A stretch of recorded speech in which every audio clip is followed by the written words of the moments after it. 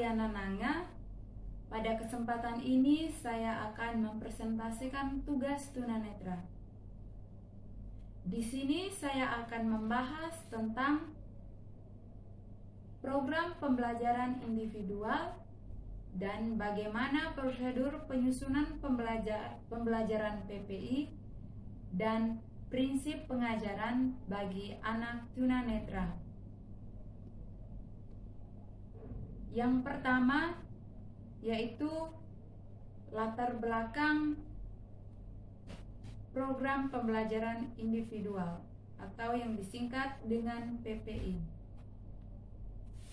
Istilah PPI diadopsi dari istilah Individualized Educational Program atau AEP. PPI pada dasarnya merupakan dokumen tertulis yang dikembangkan dalam suatu rencana pembelajaran bagi anak luar biasa. Para ahli sepakat bahwa salah satu pijakan dalam penyusunan program hendaknya bertitik tolak dari kebutuhan anak, sebab anak adalah individu yang akan dibelajarkan.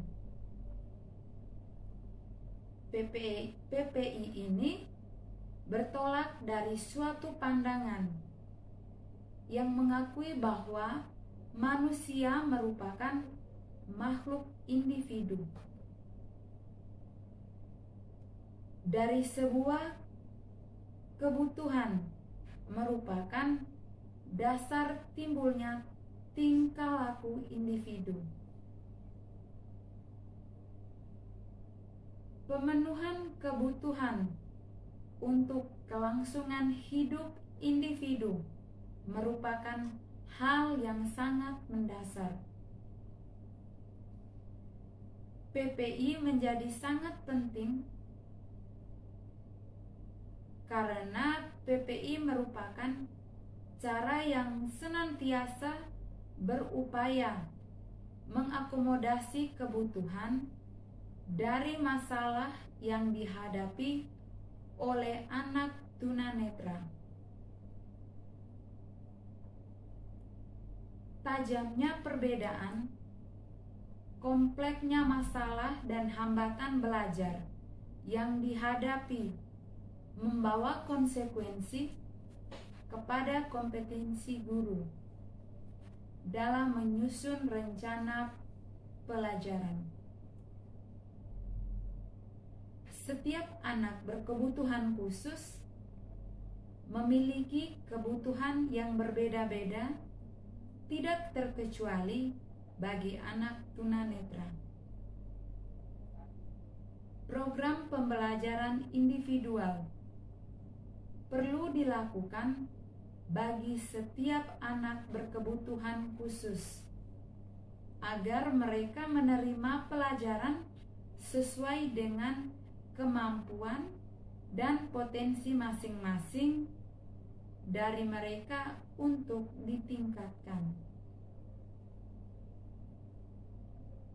Dengan PPI, anak tunanetra dapat menerima pembelajaran yang sesuai dengan media dan metode yang mempermudah penerimaan pembelajarannya. Dan yang kedua tentang prosedur penyusunan pembelajaran PPI.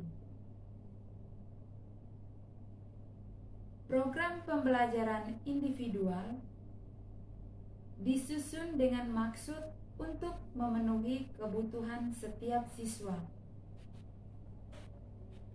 Prosedur yang ideal untuk mengembangkan program pembelajaran individual dikemukakan Kitano and Kirblay tahun 1986.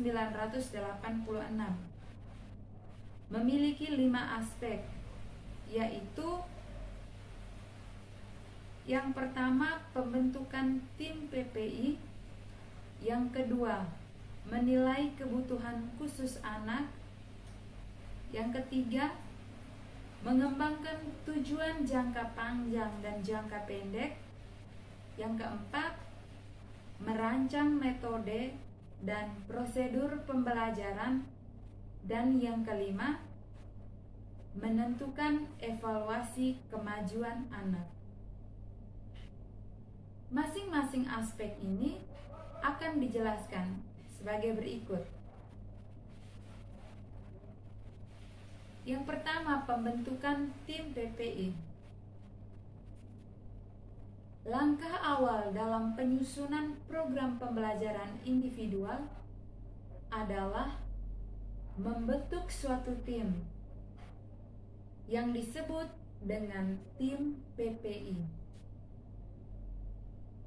Tim PPI inilah kelak mempunyai tugas dan merancang dan menyusun suatu program pembelajaran. Anggota tim perancang PPI idealnya bersifat multidisiplin dan terdiri dari orang-orang yang bekerja dan memiliki informasi untuk dapat dikembangkan lebih lanjut di dalam menyusun rancangan program secara komprehensif. Secara umum, anggota yang dimaksud dalam tim PPI adalah guru PLB, kepala sekolah, guru umum, orang tua, dan juga spesialis lain. Contohnya seperti konselor, speech therapy, pediatris, dan psikolog.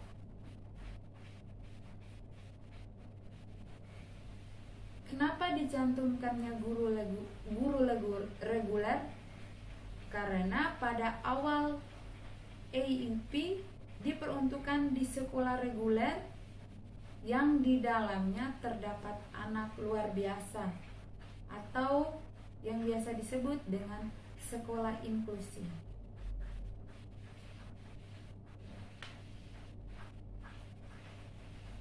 Dalam proses pembentukan tim PPI, kepala sekolah merupakan ujung tombak.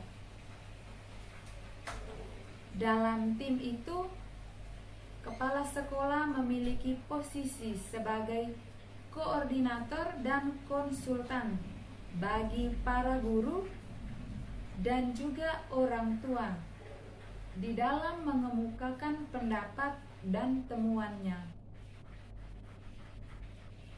Kepala sekolah, guru, dan orang tua duduk bersama untuk merembukan dan mencari kesepakatan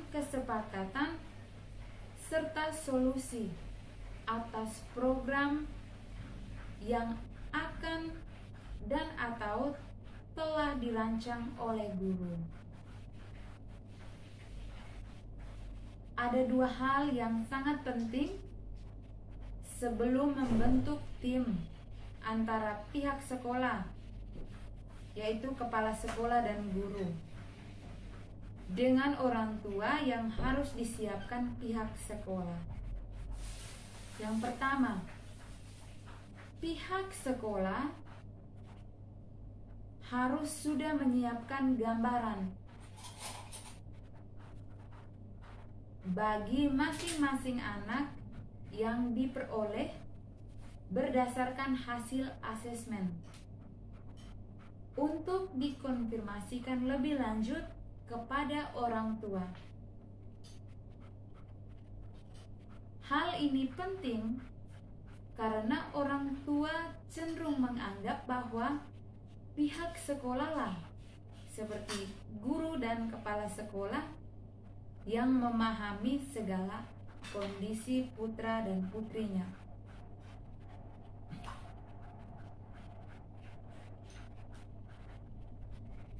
Akibatnya, para orang tua menjadi pasif untuk membantu memberikan latihan atau membantu pendidikan anak di rumahnya.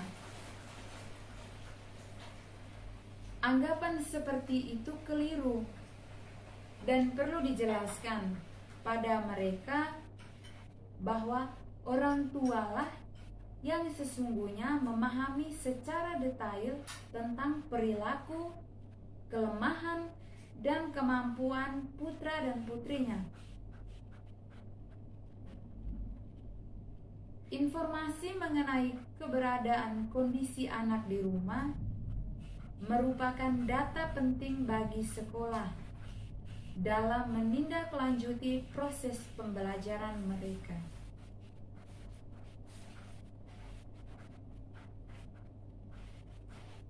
Hal lain yang perlu dipersiapkan adalah alasan-alasan kenapa perlu dibentuk tim PPI secara jelas dan rinci, seperti tujuan dan sasaran serta posisi orang tua di dalam tim tersebut. Dan yang kedua yaitu menyiapkan kuesioner mengenai harapan-harapan orang tua dan gambaran umum mengenai putra dan putrinya, sehingga di akhir pertemuan diharapkan dicapai kesepakatan mengenai prioritas dan sasaran yang akan ditetapkan dalam PPI.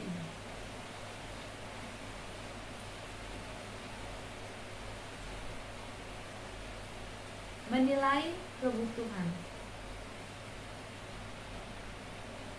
Menilai kekuatan dan kelemahan yang akan menjadi rujukan di dalam menentukan kebutuhan anak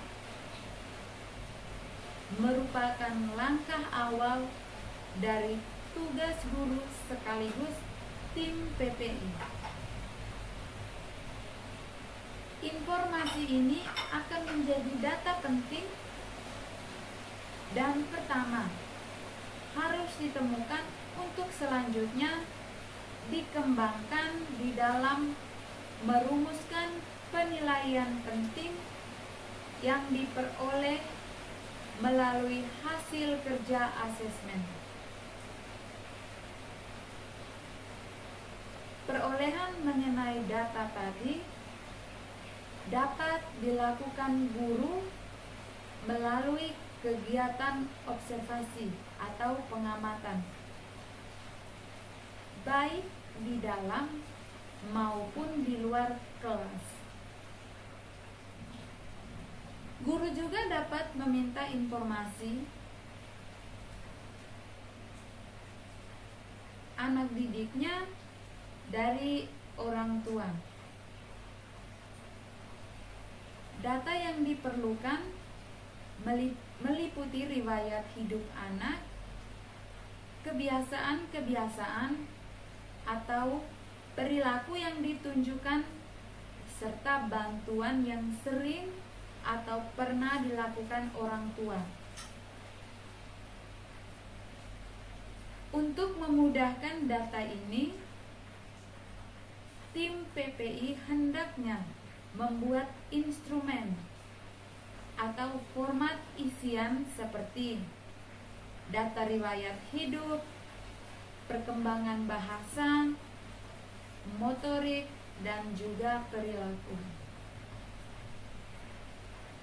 Yang berikut, mengembangkan tujuan. Di dalam mengembangkan tujuan pembelajaran, prosesnya dapat dilakukan melalui penyelarasan antara materi yang ada dalam kurikulum dengan temuan hasil asesmen. Posisi hasil asesmen mungkin akan diletakkan di bawah, di tengah, atau di atas dari urutan materi yang terdapat dalam urutan kurikulum, dan hal ini akan tergantung pada kondisi dan kemampuan yang diperlihatkan oleh setiap anak. Dalam AEP, tujuan pembelajaran itu dikenal dengan istilah tujuan jangka panjang dan jangka pendek. Guru tidak perlu khawatir dengan penggunaan istilah itu. Guru dapat menggunakan istilah yang biasa dilakukan seperti tujuan instruksional umum atau TIU untuk jangka panjang dan tujuan instruksional khusus atau TIK untuk jangka pendek.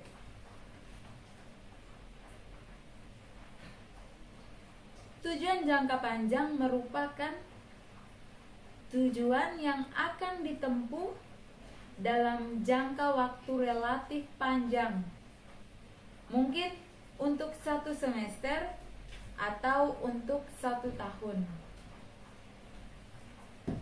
Sementara tujuan jangka pendek atau tujuan instruksional khusus merupakan tujuan yang akan menuntut terjadinya perubahan perilaku yang diharapkan dalam waktu relatif singkat.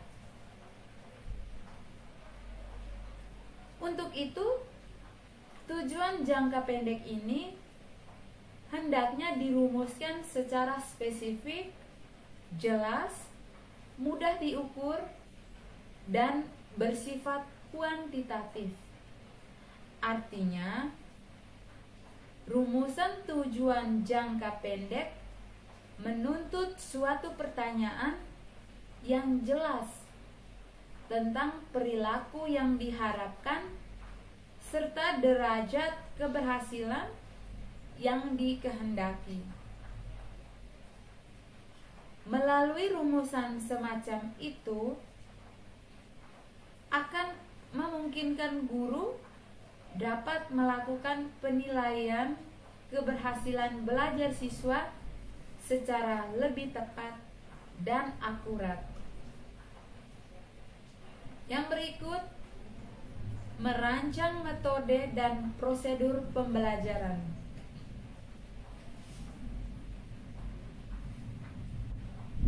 Proses pembelajaran yang dirancang dalam PPI hendaknya mampu menggambarkan bagaimana tujuan pembelajaran itu akan diselesaikan, serta bagaimana penilaian keberhasilan anak dalam mencapai tujuan pembelajaran tersebut. Proses pembelajaran mungkin dirancang dengan cara mengelompokkan anak berdasarkan kondisi dan karakteristik materi yang akan dibelajarkan secara kooperatif. Mungkin sangat heterogen dan dikelola lebih bersifat individual. Proses pembelajaran secara kooperatif akan dikelola guru sesuai dengan kondisi dan situasi peserta didik yang dihadapinya. Perubahan strategi atau metode sangat mungkin terus terjadi. Nah, untuk itu, dalam mengelola proses pembelajaran, kreativitas guru itu sangat penting.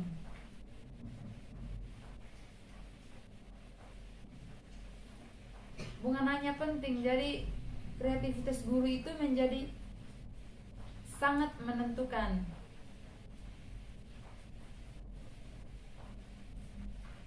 Dan yang berikut, menentukan evaluasi kemajuan.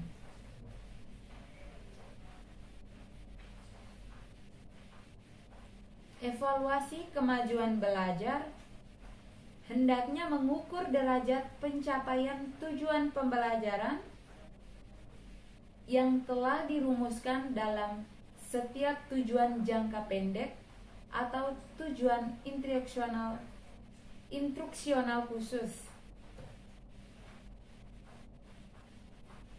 Hal penting yang harus dicamkan dalam melakukan evaluasi keberhasilan siswa adalah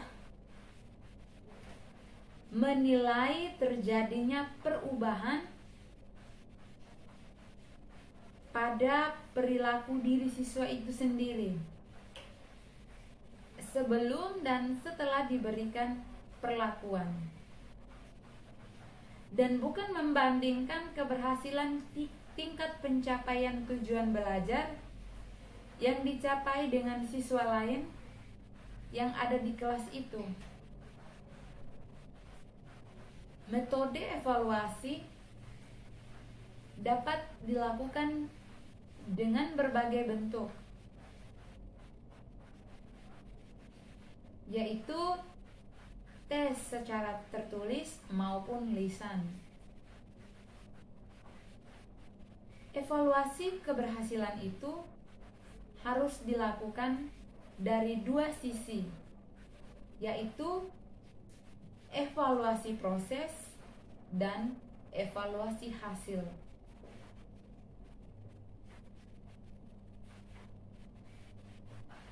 Kedua penilaian ini memiliki posisi dan kepentingan yang berbeda.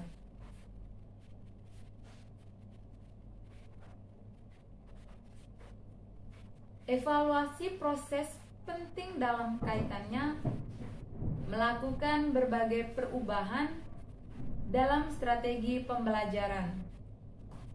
Sementara evaluasi hasil penting untuk melihat tingkat pencapaian keberhasilan tujuan pembelajaran yang telah ditetapkan. Laporan evaluasi kemajuan siswa hendaknya bersifat kualitatif, sebab secara penilaian ini akan memberi gambaran secara nyata. Program pembelajaran individual hendaknya diperbaiki secara terus-menerus.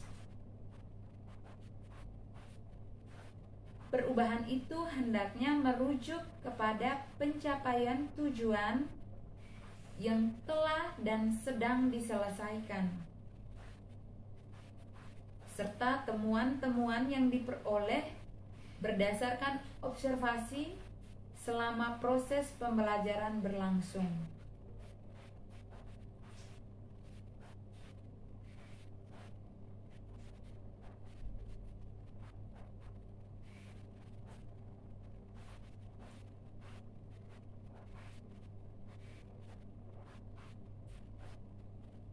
Perubahan ini kerap kali terjadi secara signifikan dan jangan diartikan sebagai kegagalan, melainkan sebagai kemajuan program di dalam melakukan perubahan-perubahan tujuan yang lebih positif dan realistis, sejalan dengan kebutuhan anak yang senantiasa berubah-ubah.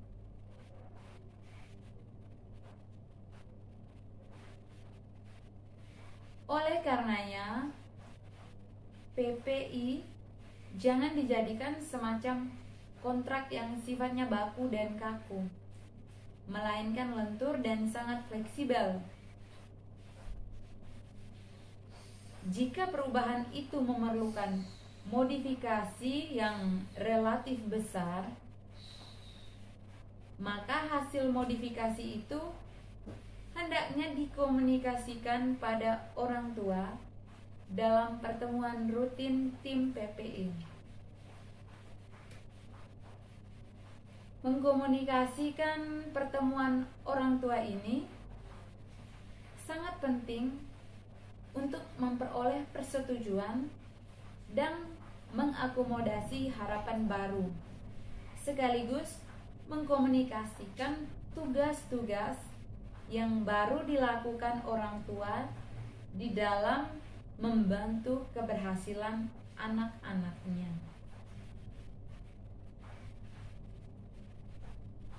Nah, berikut ini ada contoh-contoh rancangan PPI anak tunanetra. Contoh garis besar program pembelajaran individual. Seperti ini ya. Ada nama siswa, nama guru, kelas atau semester, dan juga bidang studi. Misalkan dalam contoh ini bidang studi matematika. Itu ada pokok atau subpokok bahasan, materi, metode atau alat, dan jumlah pertemuan. Untuk subpokok bahasan, misalkan untuk matematika dalam pengukuran waktu.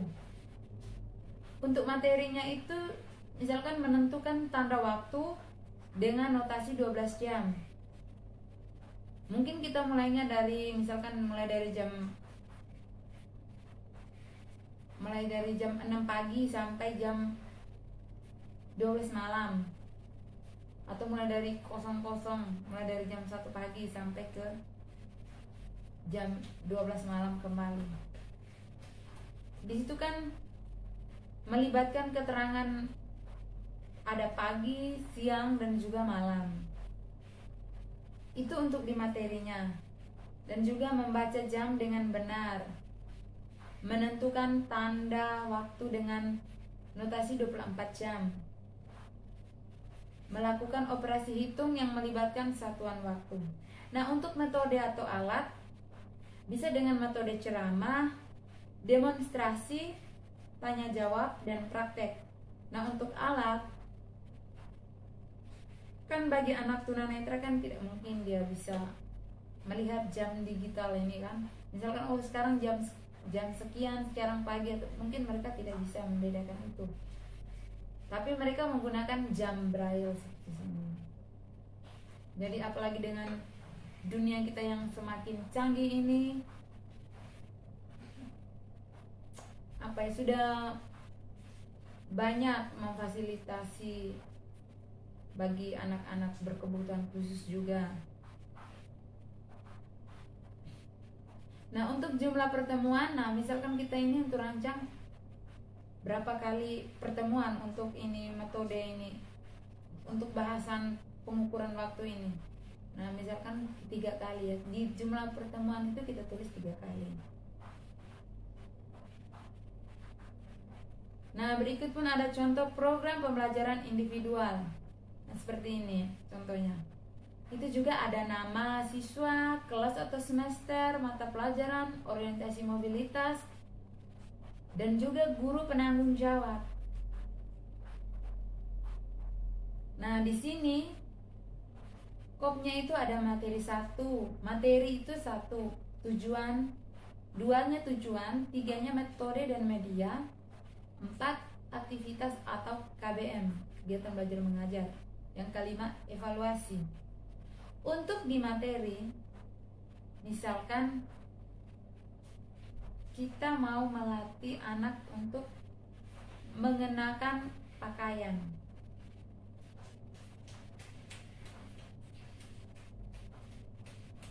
Yaitu misalkan mengenakan rok.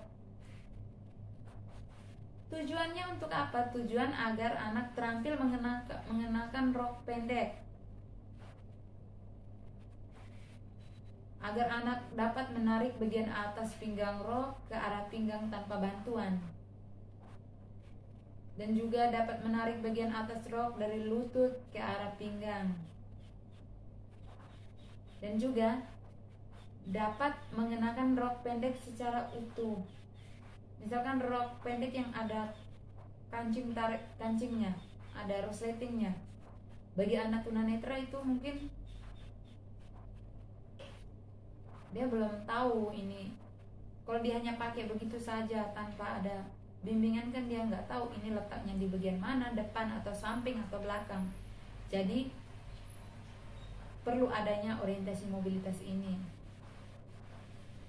Yang berikut metode dan media. Metodenya demonstrasi dan praktek. Alatnya itu ya macam-macam rok pendek, bisa saja rok balon atau rok yang span. Untuk aktivitas atau KBM, menentukan anak dalam mengenakan dan melepaskan rok pendek dengan bantuan atau tanpa bantuan secara perlahan-lahan.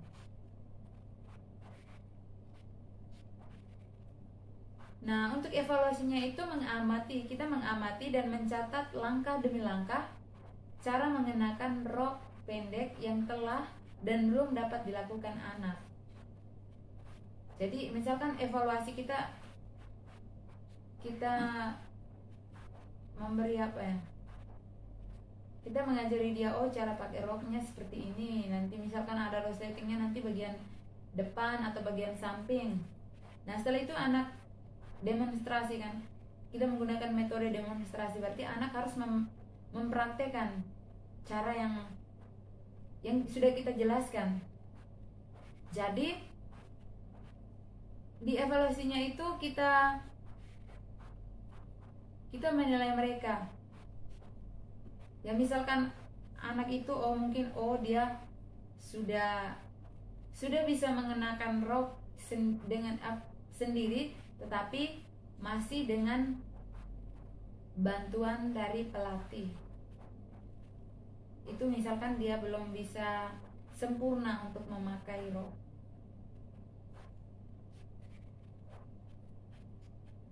Dan yang berikut, nah itu tadi ya contohnya, itu bisa dilihat di sini ya. Dan yang berikut, pembelajaran bagi anak dengan ketunanetraan. Pembelajaran yang terbaik bagi siswa tunanetra adalah yang berpusat pada apa, bagaimana, dan di mana pembelajaran khusus yang sesuai dengan kebutuhannya itu tersedia.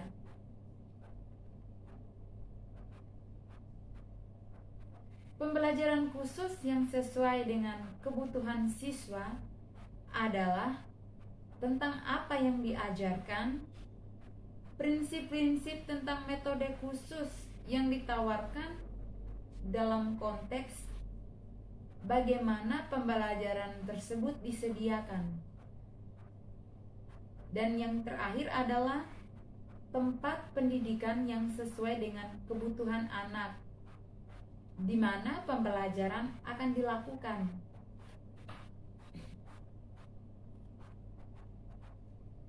Yang berikut, pembelajaran dalam kurikulum inti yang diperluas.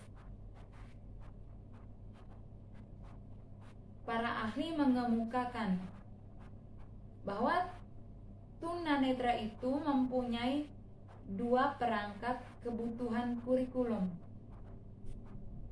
Yang pertama adalah kurikulum yang diperuntukkan bagi siswa pada umumnya, seperti bahasa, seni, matematika, dan IPS. Dan yang kedua adalah yang dapat memenuhi kebutuhan khususnya sebagai akibat dari ketunanetraannya, yaitu kurikulum inti yang diperluas, seperti keterampilan kompensatoris, keterampilan interaksi sosial, dan keterampilan pendidikan karir.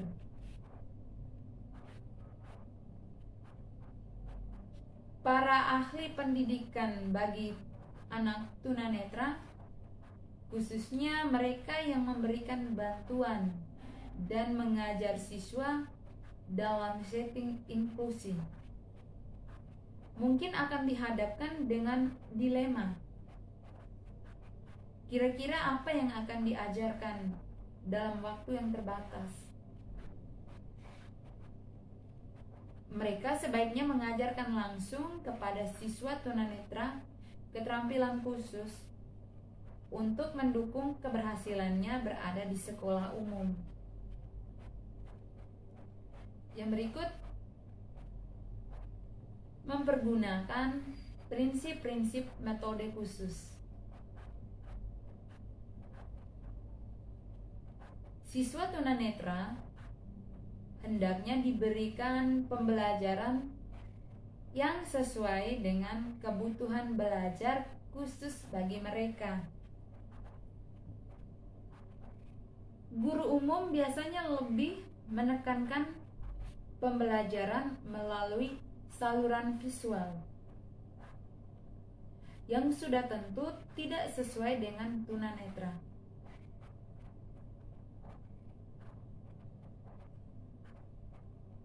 Menurut Lowenfeld, dia mengemukakan 3 prinsip metode khusus untuk membantu mengatasi keterbatasan akibat ketunanetraan. Yaitu yang pertama, membutuhkan pengalaman nyata. Guru perlu memberikan kesempatan kepada siswa untuk mempelajari lingkungannya melalui eksplorasi perabaan tentang situasi dan benda-benda yang ada di sekitarnya, selain melalui indera-indera yang lainnya. Bagi siswa yang masih mempunyai sisa penglihatan atau low vision, aktivitas seperti itu merupakan tambahan dari eksplorasi visual yang dilakukan. Kalau benda-benda nyata tidak tersedia, bisa dipergunakan model. Yang kedua, membutuhkan pengalaman menyatukan. Karena ketunanetraan menimbulkan keterbatasan kemampuan untuk melihat keseluruhan dari suatu benda atau kejadian, guru hendaknya memberikan kesempatan kepada siswa untuk menyatukan bagian-bagian menjadi satu kesatuan yang utuh.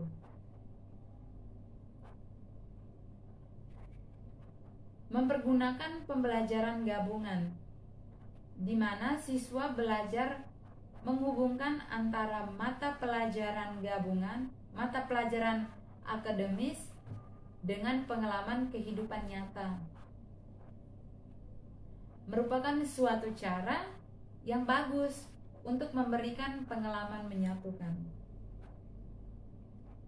Yang ketiga, membutuhkan belajar sambil bekerja.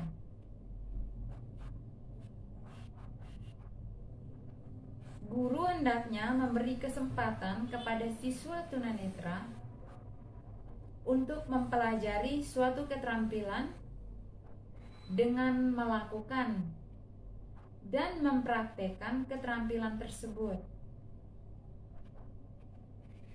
Banyak bidang yang terdapat dalam kurikulum inti yang diperluas. Misalnya orientasi dan mobilitas. Yaitu contohnya seperti orientasi mobilitas, misalkan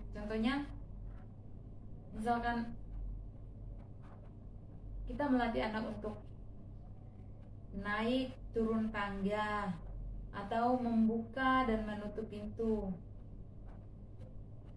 Itu salah satu contohnya. Dapat dipelajari dengan mudah oleh tunanetra apabila mempergunakan pendekatan belajar sambil bekerja ini. Semua siswa, apakah dia tunanetra atau bukan, akan mendapatkan keuntungan dari pembelajaran yang berdasar pada 3 prinsip metode khusus tersebut, dan mempergunakan metode pembelajaran seperti itu dapat membantu siswa untuk belajar membuat suatu konsep dari suatu pola umum.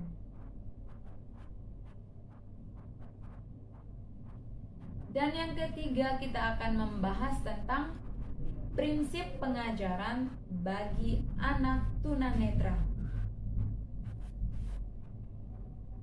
Untuk mencapai tujuan pendidikan bagi anak tunanetra, dibutuhkan jembatan. Jembatan itu adalah prinsip-prinsip pengajaran bagi anak tunanetra. Prinsip mengajar bagi anak tunanetra akan sangat berbeda dengan anak low vision. Anak low vision ini anak yang masih memiliki sisa penglihatan. Tunanetra mempunyai kebiasaan, bila mengamati suatu benda, pasti akan diraba, dicium, dan masuk mulut. Dia meraba untuk mengetahui apa yang sedang dia pegang. Dan dia mencium untuk mengetahui juga bagaimanakah bau dari benda yang dipegang.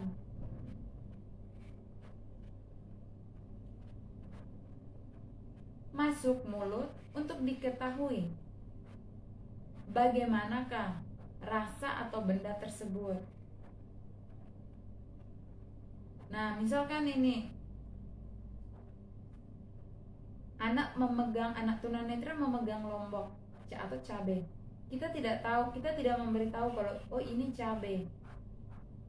Nah, mungkin dia juga penasaran. Jadi mungkin dia pegang, dia raba-raba, terus dia cium. Ya mungkin rasa penasarannya belum terbayar, jadi dia coba gigit. Oh berarti ini pedas. Berarti mungkin dia bisa tahu ini cabai. Dengan cara itulah yang dipergunakan tunanetra untuk mengetahui secara tepat benda yang sedang berada di tangannya. Cara itulah tunanetra menanamkan suatu konsep. Maka dalam mengajar, seorang guru haruslah berpegang pada beberapa prinsip pengajaran bagi anak tunanetra, yaitu yang pertama, prinsip totalitas. Prinsip totalitas ini berarti keseluruhan atau keseutuhan. Guru dalam mengajar suatu konsep haruslah secara keseluruhan atau secara utuh. Dalam memberikan contoh, jangan sepotong-sepotong. Misalkan kita memberikan contoh bagi anak tunanetra, kita menjelaskan jangan sepotong-sepotong, harus detail agar bisa dapat dimengerti dan dipahami oleh anak tunanetra tersebut. Yang kedua yaitu prinsip keperagaan. Prinsip keperagaan sangat dibutuhkan dalam menjelaskan suatu konsep baru pada siswa.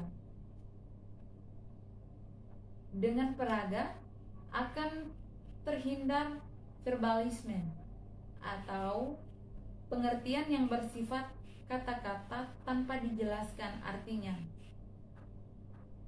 Alasan penggunaan asas ini.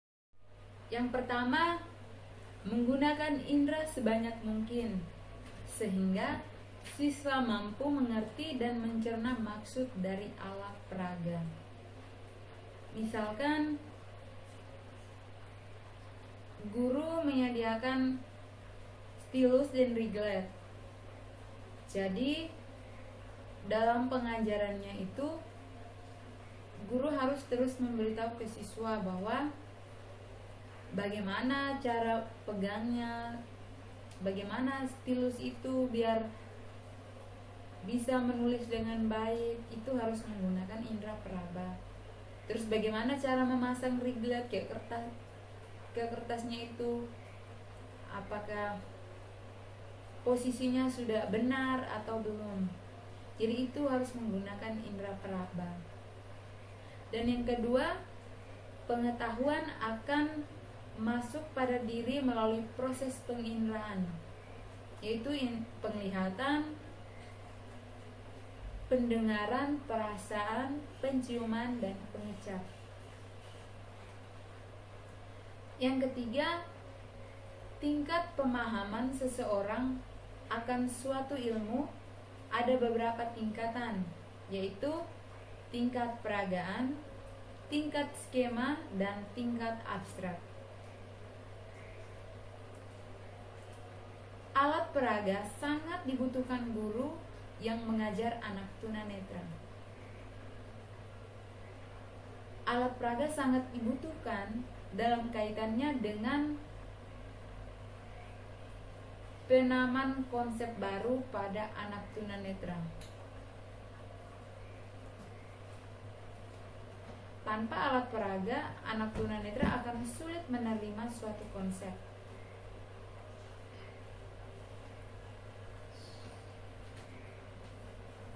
Yang ketiga, prinsip berkesinambungan. Prinsip berkesinambungan atau berkelanjutan sangat dibutuhkan bagi anak tunanetra. Mata pelajaran yang satu harus sinambung dengan mata pelajaran yang lain. Kesinambungan baik dalam materi maupun istilah yang dipergunakan guru. Jika tidak terjadi kesinambungan, maka anak tunanetra akan bingung. Kebingungan ini terjadi karena konsep yang diterima dari guru yang satu ke guru yang lain itu berbeda. Anak tunanetra itu beranggapan bahwa guru itu tempat informasi yang selalu benar. Maka di sini guru disarankan agar selalu menghubungkan materi pelajaran yang telah dipelajari dengan yang akan dipelajari. Dan istilah yang akan dipergunakan hendaknya tidak terlalu bervariasi antara guru yang satu dengan guru yang lain. Dan yang keempat, prinsip aktivitas. Prinsip aktivitas ini artinya dalam kegiatan belajar mengajar, murid dapat memberikan respon terhadap stimulus yang diberikan. Reaksi ini dilaksanakan dalam bentuk mengamati sendiri dengan bekerja sendiri. Tugas guru di sini adalah membantu anak dalam perkembangannya. Dengan demikian, anak mampu atau dapat membantu dirinya sendiri. Prinsip aktivitas sangat dibutuhkan dalam kegiatan belajar mengajar bagi anak tunanetra. Dalam suatu kegiatan belajar mengajar bagi anak tunanetra diharapkan ikut aktif, tidak saja hanya sebagai seorang pendengar. Dan tanpa aktivitas, konsep yang diterima anak akan sedikit. Misalkan guru hanya ceramah, tidak dengan demonstrasi, tidak. Dia ceramah, dia menjelaskan, tetapi tidak dengan praktek. Maka dari situ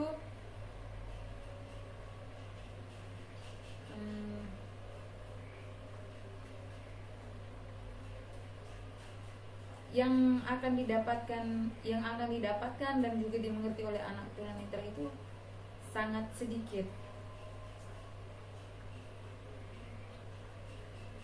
Akibatnya itu juga mereka menjadi pengalaman belajar mereka menjadi sedikit, dan juga bisa-bisa mereka merasa jenuh karena saat belajar ya hanya menjelaskan tanpa ada praktek. Itu bukan hanya bagi anak tunanetra saja, bisa juga dengan anak berkebutuhan khusus yang lain.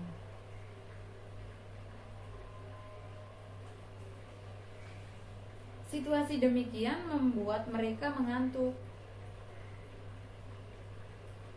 Ya sama juga kayak kita orang awam.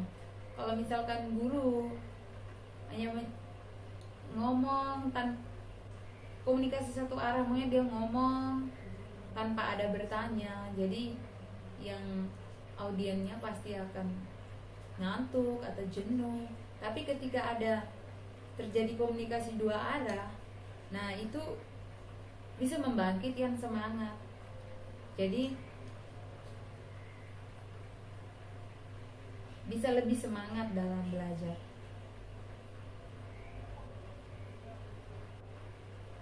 Dan juga kalau bagi anak tunanetra, mereka akan menerima lebih lama.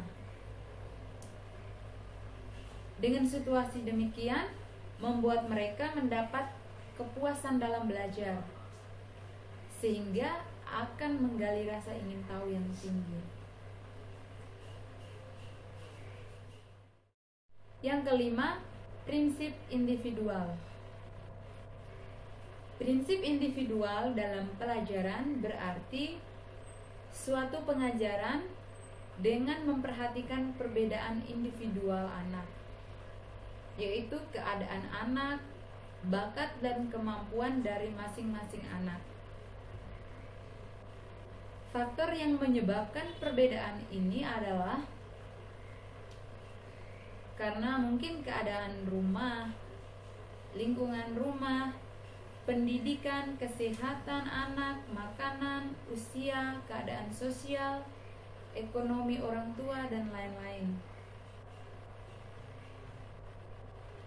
Dengan adanya perbedaan yang bermacam-macam, dapat dipahami bahwa pelajaran yang sama, kecepatan yang sama, cara mengerjakan yang sama, cara penilaian yang sama, tidak akan memberikan hasil yang sama. Misalkan anak tunanetra yang tinggal di tempat tinggal yang tidak diterima oleh lingkungan atau tidak diakui oleh orang tuanya, mereka akan merasa tertekan. Nah, saat belajar itu mereka kurang konsentrasi, semangat belajarnya mereka sedikit karena mereka merasa buat apa saya belajar, dalam kehidupan saya saja sudah tidak diterima, sudah tidak diakui oleh orang tua atau lingkungan. Tapi misalkan anak tunanetra yang diterima oleh orang tua, lingkungannya juga menerima keadaan mereka dan pendidikannya itu disekolahkan dengan baik, maka mereka akan memiliki potensi-potensi yang sangat luas.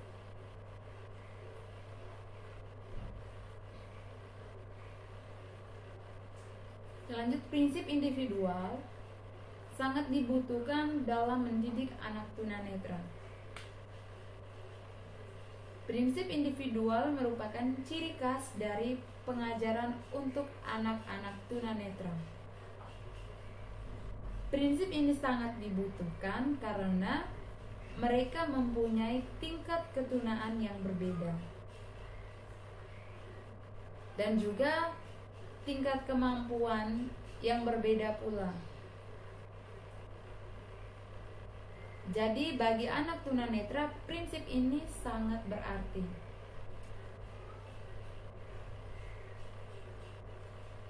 Kita tahu bahwa mata itu sebagai alat untuk melihat. Jadi kita bisa dapat melihat lingkungan, meniru kebiasaan orang lain. Jadi bagi anak tunanetra, mata sudah tidak berfungsi lagi, jadi mereka menggunakan indera yang lain.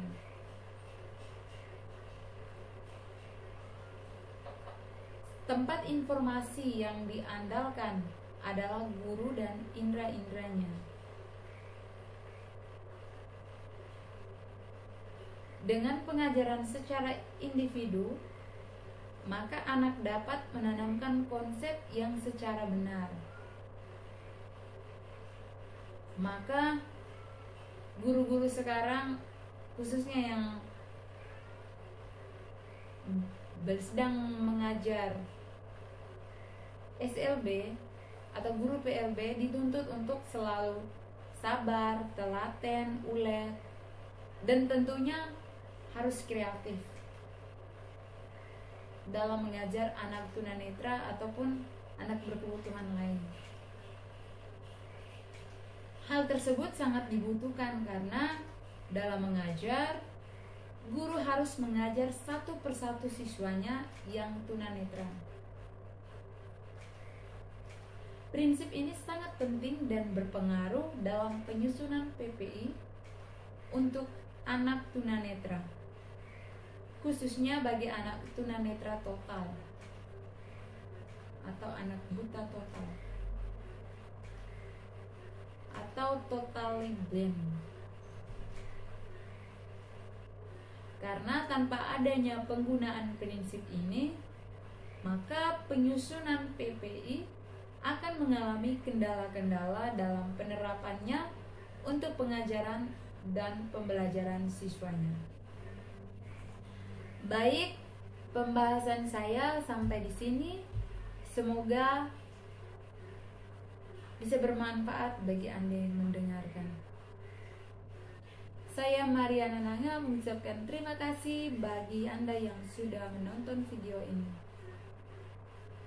Terima kasih, sampai jumpa.